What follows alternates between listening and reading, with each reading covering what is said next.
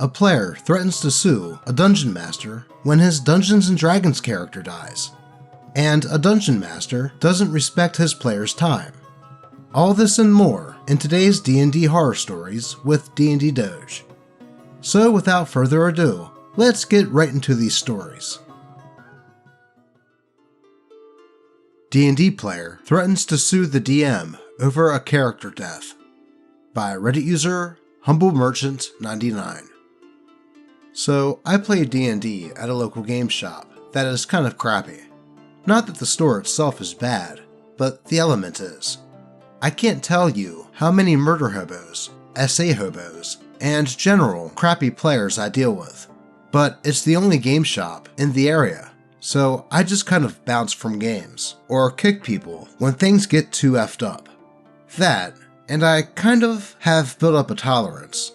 But this one guy takes the effing cake. We were playing a campaign 2 years ago. I was a Dragonborn druid. That guy was a tiefling barbarian. And our DM, a paid DM, was running a Dark Souls / Elden Ring-esque campaign, but with more roleplay. Like, we lived in a castle with a lord who would send us on missions to help the battered towns in the area from various monsters, demons, and magic-wielding warlords that would ravage them. That guy was not the sharpest tool in the shed.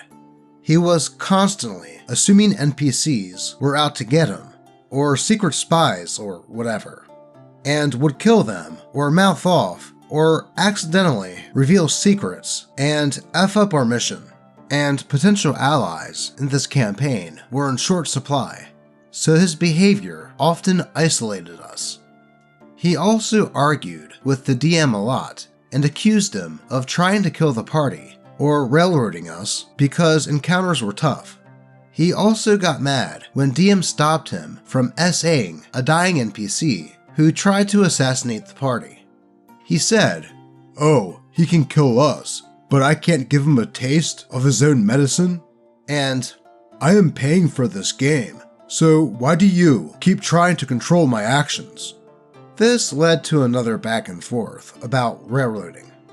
The final straw was when he died after a particularly brutal confrontation with a particularly nasty undead spellcasting warlord character who we had heard horror stories about. The rest of us fled after he died, and he began summoning backup in a fight we were already losing. He was livid. He accused the DM of targeted harassment and being unfair, and the DM just told him that he could roll a new character and that death was part of D&D. Then, the guy said, "I'm paying you $20 a freaking session just for it to be all for nothing? F no. I want my money back." DM refused, and the guy kept yelling, so the DM offered him a refund on this session, and he could bow out of the campaign. But he said, "No, I want my entire campaign's worth of money back." DM looked at him like he was crazy and said, "You paid for hundreds of dollars worth of sessions and used them. Hell no, you ain't getting that back." And the guy just said, "Well, you basically ripped me off. It's called false advertising and fraud." This went back and forth until he said, "Fine, I'm gonna tell the store owner." And the store owner, who has seen him play multiple sessions with DM, just laughed in his face. So he said, "Okay, DM, let's see how you like losing everything. You'll be hearing from my lawyer." He then stormed out, and we never heard from him or any lawyer ever. Well, talk about a case of the trash taking itself out here. This player knew exactly what he signed up for. Death can happen in D&D, and as it sounded, the DM did advertise this game as Dark Souls-esque, so one would think that character death would be more of a possibility. Overall, this player sounded like a doofus, and he probably didn't realize, when asking for a refund, that the store owner probably gets a cut of the cost in order to play in his store. and his threat of suing the DM for killing his character would probably have him laughed out of any law office. Thankfully, OP and the others never heard from this player again, as with the way he played the game, it sounded like he would just bring the fun to a screeching halt, so I'd say him leaving was a good thing, as everybody else would be better off for it. Let's move on to the next post.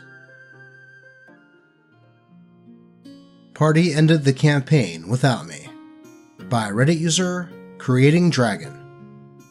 My boyfriend, 3 of his friends, and I had been playing a pre-made campaign for the past 4 months. This is the 3rd campaign I have played with them over the past year. We play once a week, so it's pretty consistent, and I had missed 1 session in this campaign previously due to schoolwork. It was pretty clear we were nearing the end of the campaign. Likely only a few sessions left. I was theorizing around 3. Regardless, I couldn't attend the session last minute due to reasons beyond my control, and I let them know I couldn't attend the night before. They all expressed that they felt bad and wished I was there, the usual stuff. But fast forward, after I knew the session would have ended, I texted my boyfriend asking how the session went. He nonchalantly told me it was fun, and the module left things open-ended, and that one of his friends was going to start his campaign next week. I was confused, thinking he meant that he was going to talk about his plans, but when I asked for more information, he told me they did the final battle, and they all decided to end the campaign early, completely without asking for my opinion or even letting me know. I was, and still am, angry about it, even though my boyfriend said he was sorry. I thought it was common courtesy to wait for everyone to be present for the end of a campaign. They did that for others previously, and I always waited to do stuff with my other D&D group.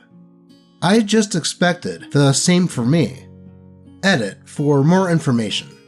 To answer the most commonly asked question, no, the campaign was not planned to end last week, but in person, they decided they wanted to finish it early to get to the next campaign. They cut out parts of the story to do this.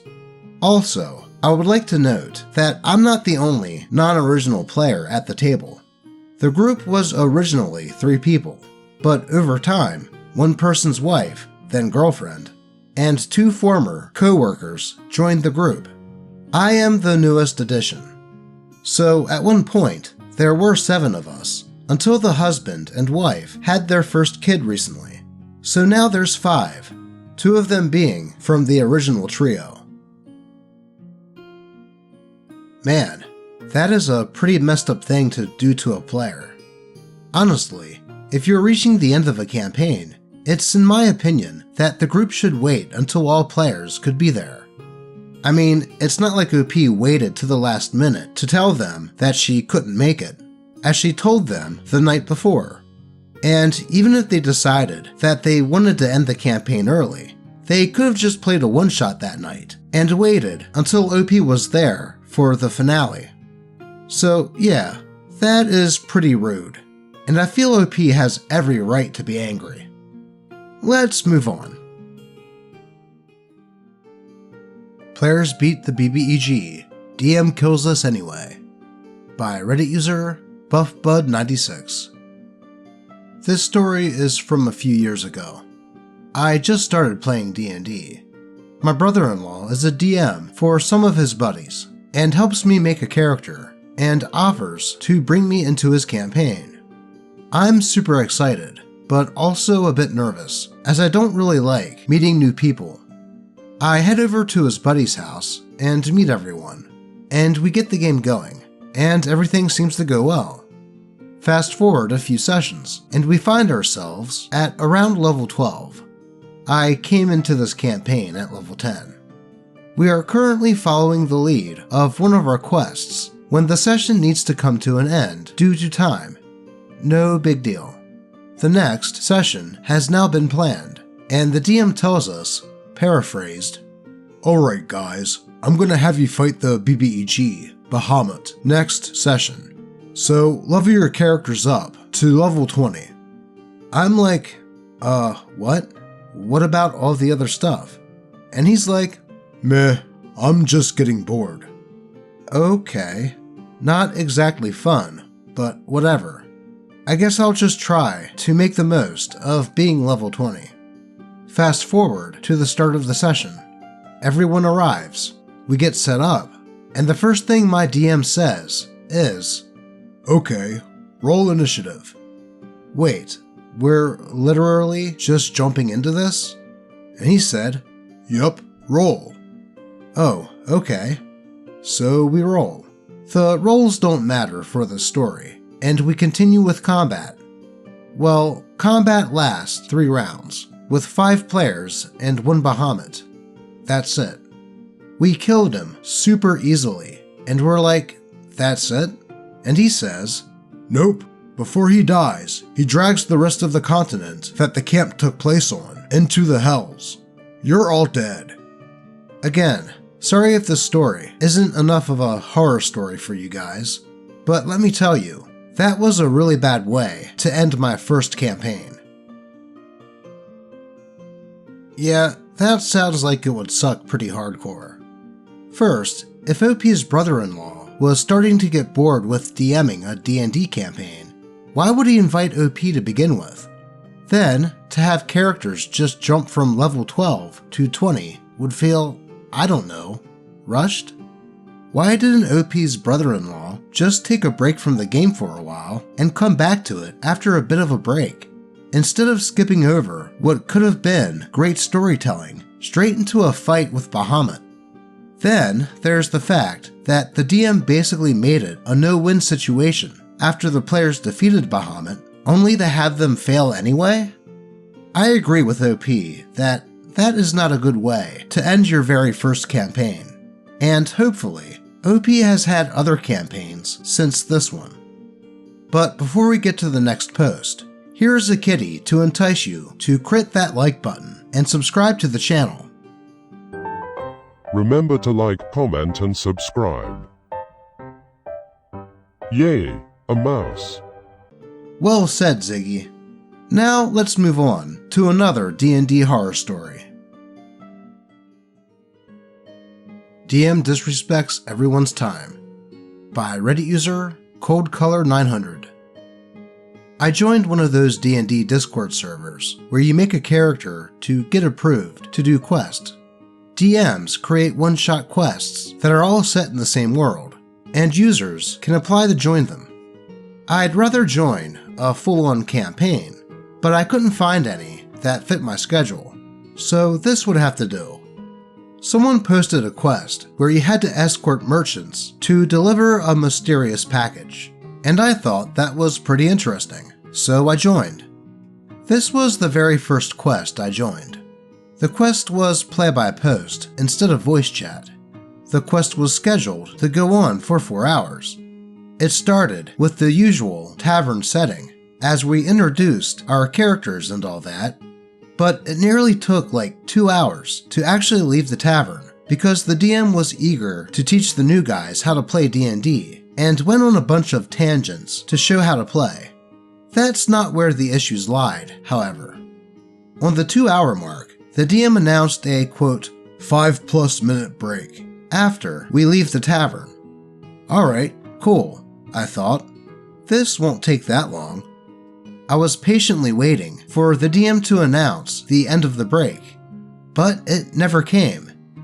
About 15 or so minutes after the break started, someone in our party asked when we would start playing again. The DM said that they are making food, so it would be another half hour to finish and eat it. At that point, I figured the break was going to take long, so I decided to make food for myself as well. I brought my phone up to the kitchen with me, just in case the break ended before I finished. But I managed to cook a whole pot of Alfredo and eat it before the end of the break. I casually mentioned it in the chat as a playful jab at the DM for taking so long, and they said that they were making stews and rice.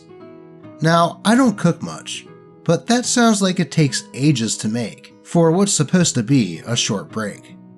Remember, their words were, quote, 5+ minutes, which is technically true, but incredibly misleading. At this point, we were starting to get antsy to play again. This was my first quest, so I was trying to be patient and respectful. One player, who I will call Gary, says that we should start playing again, saying it's okay to go slow as long as we at least start. DM says, I can't, I'm with my mom, and she's ill. Keep in mind, they did not bring up their mother at all until now. Like, I'm sorry about your mom, but bringing this up now makes it feel like you're guilt-tripping us. So everyone pretty much said, alright, I understand, I guess, and continued waiting. It got to the point where another player, Greg, couldn't stay, so the DM offers to repost the quest the next day at the same time, and give priority to everyone who was in this quest. So come the next day, when it's time to do the quest, we find out that the DM is already doing another one with another party, and won't be done for another 4 hours. After that, I just told them not to ping me. I didn't want to play that quest anymore, and everyone else either did the same or just couldn't make it. Later, an argument broke out between the DM, Gary, and Greg. I don't remember the specifics of the argument, since the DM deleted the quest post, likely to cover his behind. But it boiled down to Gary and Greg telling them off for disrespecting our time like that, and the DM pretty much admitting that they did not care. As I was writing this post, I went back to search for messages on Discord, and come to find out that the DM is no longer in that server. My guess is that they were kicked or banned by an admin for screwing up like this, and trying to brush it under the rug. TLDR, DM disrespected our time by dragging a 5-minute break into a rescheduling of the whole campaign, and gave zero heads up for why they were going to take so long until someone asks why. Well, that was certainly rude of that DM to waste everyone's time like that. You would think that if you're scheduled to be a dungeon master for a quest for other players that are depending on you, that you would have the foresight to eat something beforehand, or at least wait until after the session is finished to do so. Telling the players that it would just be 5+ minutes should mean 10 minutes tops, not over half an hour, and not to the point that another player just gives up on waiting and leaves. Then, telling the players that he had a sick mom just sounds like an excuse as a way to not look like the bad guy here. Not to mention stating that he was going to give the players priority the next day, only to start DMing for an entirely different group. It's no wonder that the admins of the server booted that dude from DMing anymore, and hopefully OP gets some quests in with a DM that will actually use the allotted time to finish some games. On to the next post. Dungeon Master trolled us all with his mimics. By Reddit user Delta Dana. I'm part of several campaigns, and last night something wild happened in one of them. Quick backstory. A few sessions ago, our Dungeon Master had us fight this super powerful dragon. As a reward for defeating it, we found some level 9 spell scrolls. There were things like True Resurrection, Power Word Kill, and Time Stop. Naturally, all of us players decided to save them for a big moment, since it's a level 12 campaign, and none of us can even scribe them anyway. Fast forward to last night. We were in this intense battle.